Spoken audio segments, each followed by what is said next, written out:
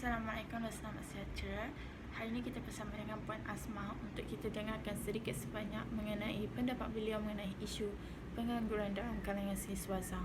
Sebelum itu mungkin Puan boleh perkenalkan diri Puan terlebih dahulu, nama penuh dan pekerjaan misalnya. Nama saya Nurul Asma binti Ma'udin. Saya berumur 29 tahun dan kini menetap di Johor Bahru. Saya bekerja di syarikat Kaisen Furnishing Sdn Bhd di cawangan Kaisen Tebrow City. Posisi saya yang terkini ialah sebagai retail executive merangkap store in charge di Kaisen Tebrow City. Terlebih dahulu, apakah pendapat Puan mengenai isu pengangguran dalam kalangan siswaza? Pendapat saya ialah berkenaan mengapa berlakunya pengangguran ini. Ini adalah disebabkan pemilihan yang sangat orang kata terlalu ketat oleh para majikan. Ini yang menyebabkan pengangguran di kalangan siswaza amat tinggi. Mungkin salah satunya boleh disebabkan permintaan pada siswaza adalah mengikut tahap pendidikan mereka, dan juga mungkin disebabkan pemilihan kerja yang diinginkan oleh para siswaza kita. Faham? Baiklah, pendapat Puan dari seorang majikan, apakah ciri-ciri pekerja yang Puan inginkan? Salah satu ciri-ciri yang boleh saya katakan ialah pekerja yang sangat bertanggungjawab. Kerana dari segi tanggungjawab itu kita boleh nampak pekerja itu betul-betul nakkan kerja itu, dan dari situ kita boleh nampak betapa passionnya dia pada satu pekerjaan.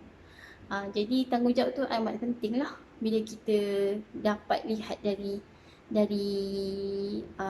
waktu temuduga itu. Selain daripada itu, yang saya boleh tambah ialah seorang pekerja yang sangat amanah, jujur dan amanah. Kerana susah kita nak dapat pekerja yang sekarang ni tak pandai nak menipu tau. Contohnya daripada segi ambil MC. Itu benda yang paling kita adalah kita boleh nampak. Yang kata pekerja barulah, pekerja lama pun boleh buat. Contohnya dia tak sakit tapi mungkin dia ada agenda dia yang lain. So dia pun mengatakan diri dia sakit, teruslah pergi beli MC. Jadi itu salah satu contoh pekerja yang tidak amanah lah, tidak jujur. Baiklah, soalan yang terakhir. Sepanjang pengalaman Puan menemuduga para pekerja, apakah sikap seseorang ketika sesi temuduga yang sepatutnya mereka elakkan ataupun yang tidak sepatutnya mereka lakukan?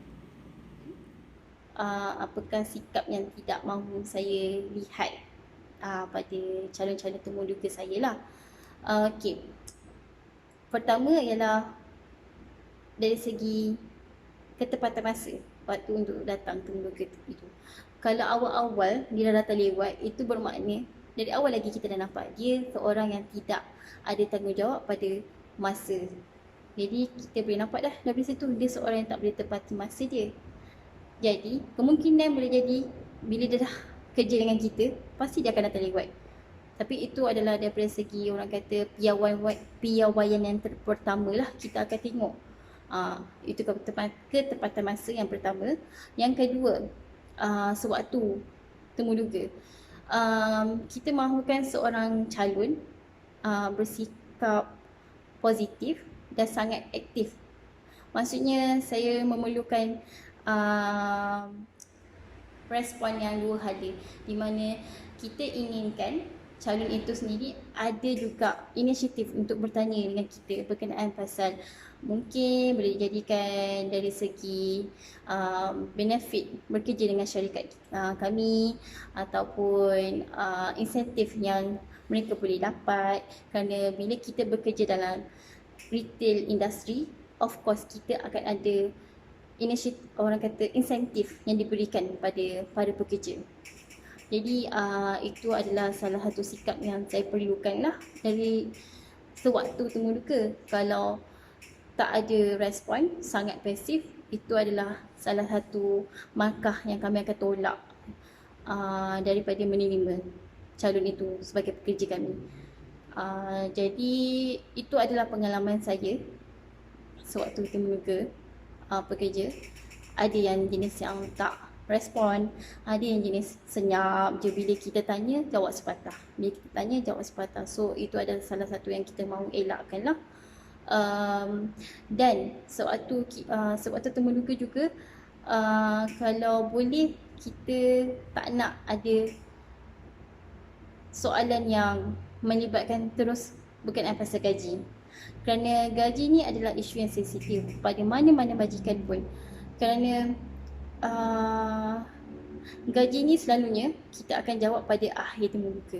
Kerana kalau kita nampak pekerja tu ada peluang untuk kita ambil, barulah kita akan bincangkan pasal gaji.